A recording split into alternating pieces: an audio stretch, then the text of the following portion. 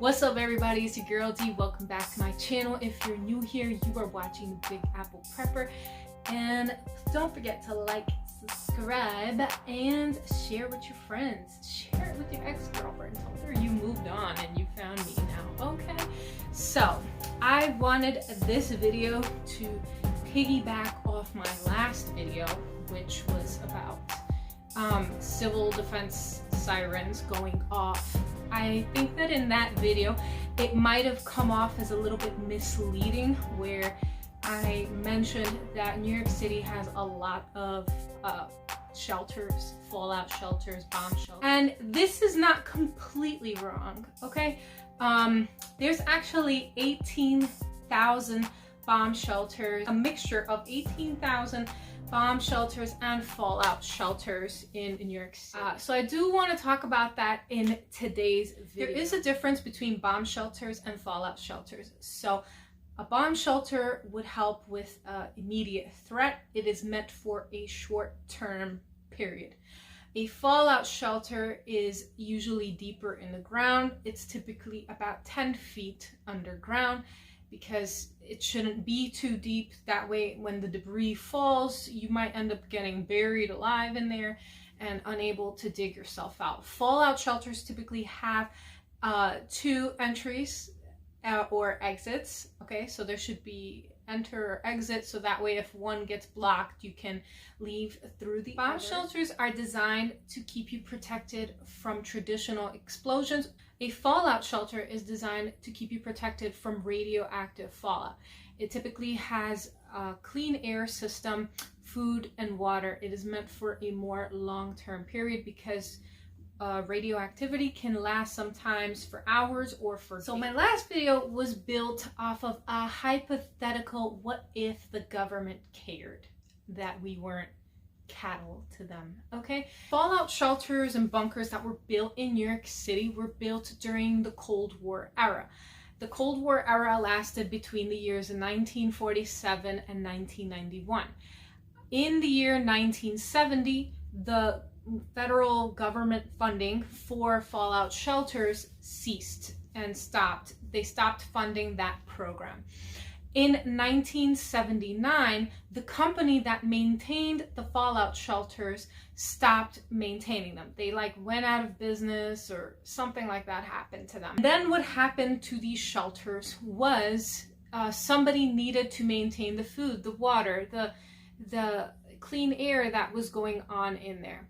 And years went by, and what had happened was the rats came in. And as you guys know, the rats in New York City are so huge, they can steal pizzas from people and drag them down subway stairs.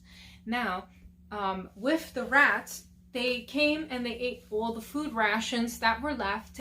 And also in the first aid kits, the phenobarbital were getting stolen. So the city created a program to get rid of all the supplies that was left in the bomb shelters. So when I created that video, it was kind of like a hypothetical.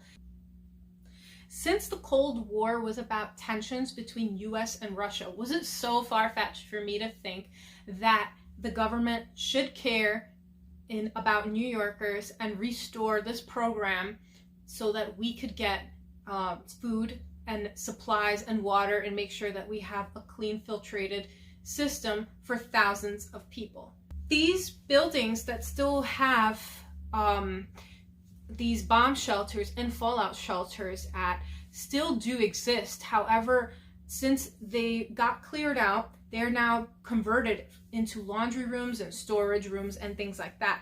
But they are still systematically able to withstand these blasts. So they could be restocked, they could be reused, and we could get this going again if they cared. Some structures that could hold thousands of people are the Cooper Station Post Office on 11th Street and 4th Avenue, the Waldorf Astoria, currently under a multi-year renovation, and it will be turned into a condo hotel. The Chase Manhattan headquarters on 28 Liberty Street. And there was also more recently in 2006 a hidden one discovered under the Brooklyn Bridge. while maintenance workers were doing some work.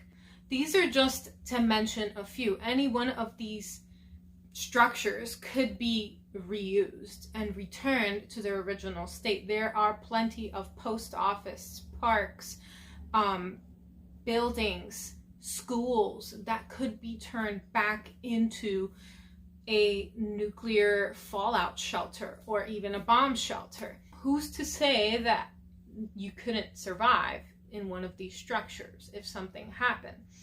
Making this video makes me realize that if something happened in New York City, that the people here would really be screwed. We'd be left to our own means to fend for ourselves, which would mean that we would have to have food, water, a clean air system, and everything in a basement structure of some sort. A lot of New York City folks are not prepared for that, at least not for days to weeks. If you do see a fallout shelter sign, it is typically a yellow and black sign, and it has 6 points to it, and the 6 points do mean different things. The first point means shielding from radiation. The second point means there is food and water. The third point means there is medicine. The fourth point means there is trained leadership.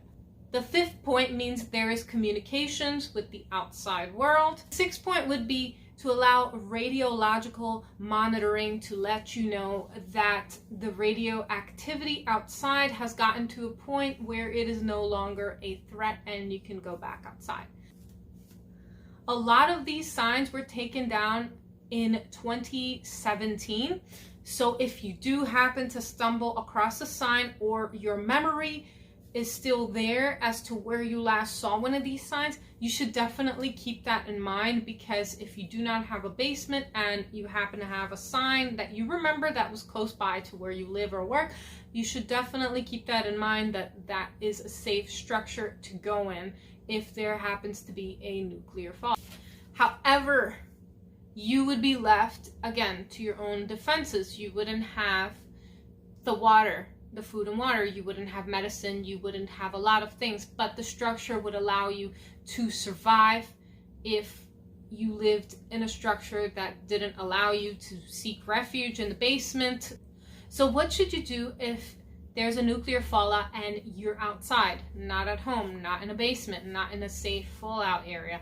So if this were to happen to you, first of all, it is not safe to get in your car and just drive off. Cars do not offer any type of radioactive defense, so you would die within hours of exposure.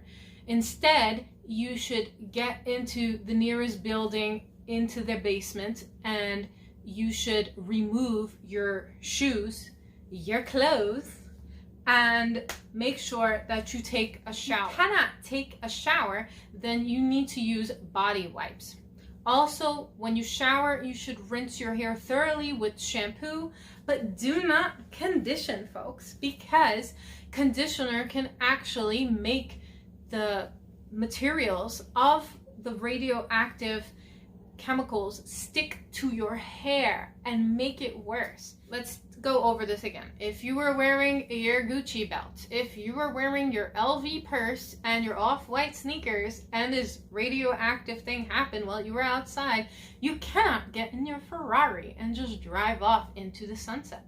Instead, you have to take off all your riches and put them into a garbage bag and seal them with tape, because your Louis Vuitton bag is as good as garbage now. Not necessarily. You have to put that bag into a second bag. And then, after all is said and done, there are actually decontaminating shampoo and cleansing systems that you can use to restore your items so you can be Gucci again.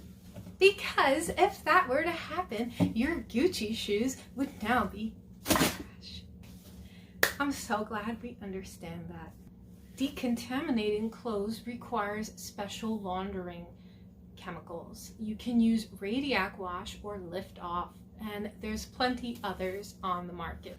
If your pet becomes contaminated with radioactive material, don't shave them. And don't throw them out. Instead, take a baby wipe and wipe them clean, or give them a bath, and then you will have a happy, healthy pet. And that is all we have for you today. And me and Bridget